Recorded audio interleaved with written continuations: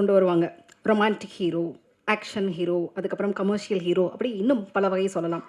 இவரை பொறுத்த வரைக்கும் பியார் பிரேமா காதல் மாதிரி ஒரு ரொமான்டிக் சப்ஜெக்ட் பண்ணுவார். கட் பண்ணால் பார்க்கிங் மாதிரி ஒரு சீரியஸான சப்ஜெக்ட் பண்ணுவார். அப்புறம் கட் பண்ணால் லப்பர் பந்தை எடுத்துகிட்டு பேட்டிங் பண்ண போகிறேன் அப்படின்னு சொல்லிட்டு போவார். அப்புறம் இந்த பக்கம் வந்தால் டீசல் மாதிரியான சப்ஜெக்ட்ஸும் பண்ணுவார். இப்படி எந்த வரையறைக்குள்ளேயும் உள்ளடக்கப்பட முடியாத ஹீரோக்களில் முக்கியமான ஒருத்தர் ஹரிஷ் கல்யாண். கூடுதலாக எப்போவுமே எவர் ஹேண்ட்ஸமாகவும் சார்மிங்காகவும் பிளஸ்டாகவே இருக்கக்கூடிய ஹரிஷ் கல்யாண் அவர்களை பேச வருமாறு அன்போடு அழைக்கிறேன்.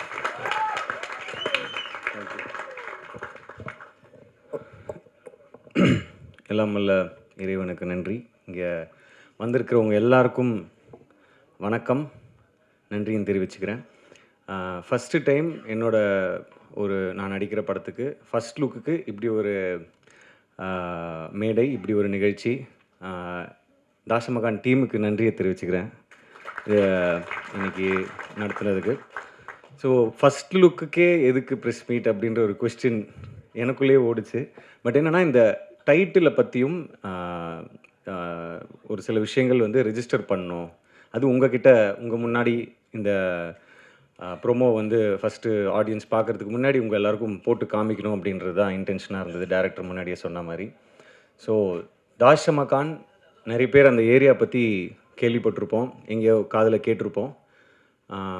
நானும் சென்னையில் பிறந்து வளர்ந்த பையன் தான், கேள்விப்பட்டிருக்கேன். பட் அதோடைய உலகத்தை நான் பார்த்தது கிடையாது. அஃப்கோர்ஸ் டைரக்டர் அங்கேயே பிறந்து வளர்ந்ததுனால அவருக்கு ரொம்ப பரிச்சயமான ஒரு ஏரியா. ஸோ அவர் மூலமாக தான் நான் நிறைய விஷயங்கள் தெரிஞ்சுக்கிட்டேன். ஸோ எல்லாருமே இங்கே நம்ம எல்லோரும் நான்வெஜ் சாப்பிடுவோம், பட் அது எங்கேருந்து வருது அப்படின்னு தெரியாது. தாஷமகான் பற்றி முக்கியமாக ஃபஸ்ட்டு சொல்லணும் அப்படின்னா, அது ஒரு மீட் கேபிட்டல். அங்கேருந்து தான் நம்ம தமிழ்நாட்டுக்கும் சரி நிறைய இடங்களுக்கு மீட் சப்ளை ஆகக்கூடிய ஒரு இடம் தாஷமகான். ஸோ இதுதான் அந்த ஏரியாக்கான ஒரு முக்கியமான அடையாளம். அதுக்கு ஒரு பெரிய வரலாறு இருக்குது. அதுக்கப்புறம் என்னோடய கேரக்டரை பற்றி நான் சொல்லணும். டைரக்டர் சொன்ன மாதிரி நான் ஒரு ரேப்பராக ப்ளே பண்ணுறேன். ஸோ ரேப் கல்ச்சர் எடுத்துக்கிட்டிங்கன்னா, நான் 90s லைக் சின்ன வயசில் இருக்கும்போது எமினம்லேருந்து ஆரம்பித்து 50 சென்ட்லேருந்து ஆரம்பித்து, அதுக்கப்புறம் இங்கே ரஹ்மான் சார் பிளாஸே அவருடைய இதை இன்ட்ரடியூஸ் பண்ணாங்க. அதுக்கப்புறம் அதுக்கு முன்னாடியே கூட இருந்திருக்கு, பட் எனக்கு அதான். ஸோ அதுக்கப்புறம் பார்த்திங்கன்னா ஹிப்ஹாப் தமிழா ஆதி ப்ரோ அவர் ஒரு பெரிய புரட்சி பண்ணார். அண்ட் அங்கேருந்து அப்படியே சொல்லிகிட்டே வரலாம். அதுக்கு முன்னாடி நான் இவங்களை விட்டுட்டேன், யோகி பி அண்ணனும் அவருடைய குழுவினர் நம்ம நிறைய கேட்டு என்ஜாய் பண்ணியிருக்கோம். அங்கேருந்து அப்படியே இங்கே வந்தோம் அப்படின்னாக்கா, இப்போ இண்டி மியூசிக் ரேப் கல்ச்சர் பயங்கரமாக வளர்ந்துருக்கு. நான் ஏன் இதெல்லாம் சொல்கிறேன் அப்படின்னு சொல்கிறேன். அண்ட் இன்றைக்கி உதாரணத்துக்கு அறிவாக இருக்கட்டும், அசல் கோலாராக இருக்கட்டும், பால் டப்பா அவங்களா இருக்கட்டும், இன்றைக்கி உலகம் முழுக்க போய் ஷோஸ் பண்ணுறாங்க, கலக்கிறாங்க. அது மூலமாக ஒரு பெரிய புரட்சியே பண்ணுறாங்க, அவங்களோட வரிகள் மூலமாக, அவங்களோட மியூசிக் மூலமாக. ஸோ இது எல்லாம் இந்த கதையை பண்ணுறதுக்கு ஒரு இன்ஸ்பிரேஷனாக இருந்திருக்கு. அண்ட் எனக்கு பர்சனலாக இங்கே இருக்கக்கூடிய நம்ம டீம், மை பாய்ஸ் இங்கேயும் இருக்காங்க, அங்கேயும் இருக்கீங்க. நீங்கள் தான் இன்ஸ்பிரேஷன். அவங்க கூட கிட்டத்தட்ட ஒரு 1 வீக் 10 days ஒர்க் ஷாப் மாதிரி பண்ணோம். அந்த பாடி லாங்குவேஜ், அந்த அவங்க பேசுகிற ஸ்டைல், அவங்க ரேப் பண்ணுற ஸ்டைல், அவங்களுடைய அந்த கை, அந்த மாதிரி மூமெண்ட்ஸ், கால் மூமெண்ட்ஸ், இந்த மாதிரி எல்லாமே நம்ம தெரிஞ்சுக்கிட்டு அதை புரிஞ்சுக்கிட்டு தான் அந்த கேரக்டருக்குள்ளே இறங்கி அந்த படத்துக்கு போகணும். அப்படின்றதுனால டைரக்டர், நாங்கள் எல்லாருமே we did workshop. So உங்கள் எல்லாருக்கும் ரொம்ப நன்றியை தெரிவிச்சுக்கிறேன். My dear rappers, my boys, my team, my gang, my அட்டி, தேங்க்யூ, லவ் யூ.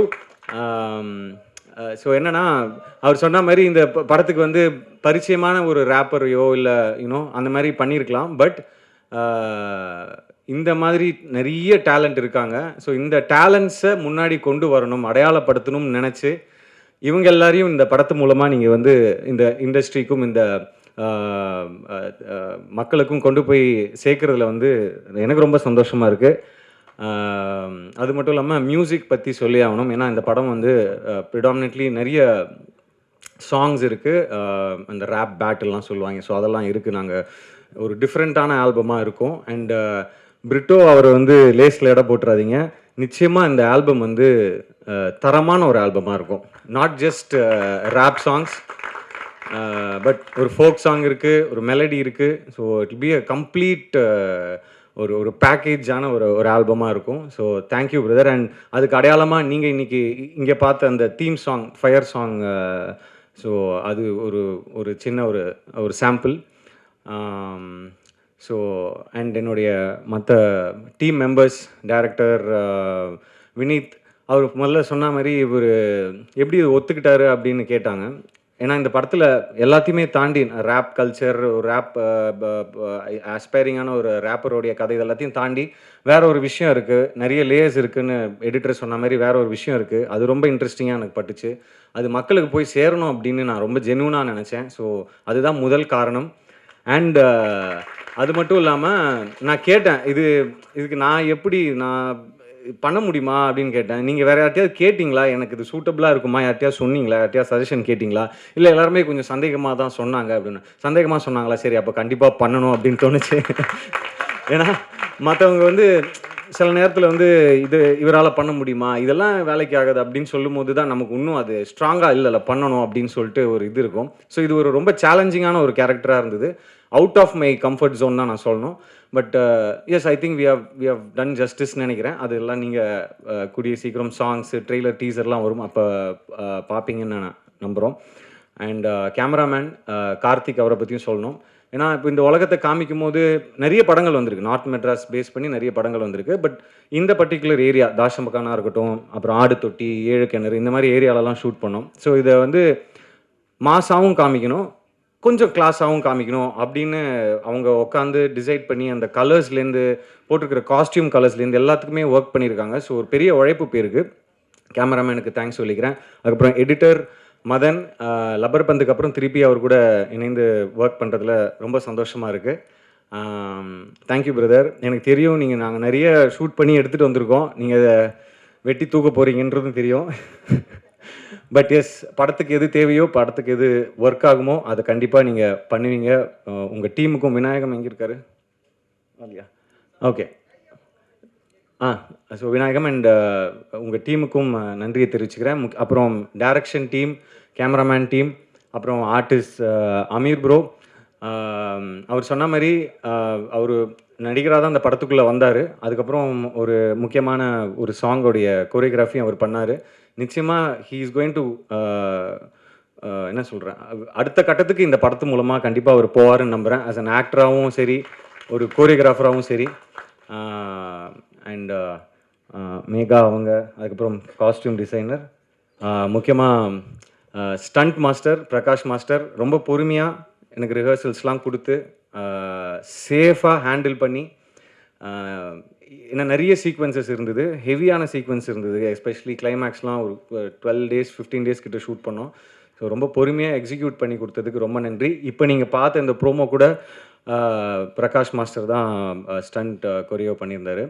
ஷார்ட்டாக இருந்தாலும் அது வந்து ரொம்ப கிறிஸ்பாக அழகாக இப்படி காமிச்சா நல்லாயிருக்கும் ஒரு ஆக்டரை, ஒரு ஹீரோவா அப்படின்னு அவருக்கு அந்த ஒரு விஷன் இருந்ததுனால தான் உண்மையாகவே இந்த அளவுக்கு இந்த ப்ரோமோவும் சரி, படத்தில் இருக்கிற ஸ்டன்ஸும் ரொம்ப நல்லா வந்திருக்கு அப்படின்னு தான் சொல்லணும். So thank you master. அப்புறம் கோரியோகிராஃபர்ஸ் அண்ட் நிறைய பேரை பற்றி சொல்லணும், பட் அடுத்தடுத்த மேடைகளில் மற்றவங்கள பற்றி பேசலாம் அப்படின்னு நினைக்கிறேன். அண்ட் முக்கியமாக சத்யராஜ் சார், சுனில் சார், இவங்களை பற்றி கண்டிப்பாக சொல்லணும். அண்ட் அவங்களுடைய கேரக்டர் ரிவீல் வீடியோ எல்லாமே அடுத்து வரதுக்கு இருக்குது. ஸோ அவங்க கூட ஒர்க் பண்ணதில் ரொம்ப சந்தோஷம். சத்யராஜ் சார் மாதிரியான ஒரு லெஜெண்டரி ஆக்டரோட ஒர்க் பண்ணதில் ரொம்ப சந்தோஷம். அதே மாதிரி சுனில் சார் தெலுங்கு இண்டஸ்ட்ரியில் அவர் ஒரு பெரிய ஸ்டார், இப்போ கேரக்டராக, ஆர்டிஸ்டாக, வில்லனாக கலக்கிட்டு இருக்காரு. ஸோ சுனில் சார் கூட நிறைய போர்ஷன்ஸ் இருந்தது எனக்கு. ஸோ அவர் கூட ஒர்க் பண்ணதில் ரொம்ப சந்தோஷம். ஸோ அடுத்தடுத்த கான்டென்ட் கண்டிப்பாக சீக்கிரமாக ரிலீஸ் பண்ணுறதுக்கு பிளான் பண்ணிகிட்ருக்கோம், சாங்ஸ். ஸோ அந்த மாதிரி அதே மாதிரி ப்ரீத்தி, அவங்க இன்றைக்கி வர முடியல, I think she stuck in shoot வேறு ஏதோ படத்துக்கு. ஸோ அவங்க கூட ஒர்க் பண்ணதுலையும், அவங்க இந்த படத்துக்குள்ளே வந்ததுலையும் ரொம்ப சந்தோஷம். ஸோ ரொம்ப நன்றி எல்லாருக்கும். Thank you for coming, thank you for supporting. நீங்கள் கண்டிப்பாக இந்த படத்தையும் எங்கள் எல்லாரையும் சப்போர்ட் பண்ணி இதை ஆடியன்ஸ்கிட்ட கொண்டு போய் அழகாக சேர்ப்பீங்க அப்படின்னு நம்புகிறேன். Love you all. தேங்க்யூ.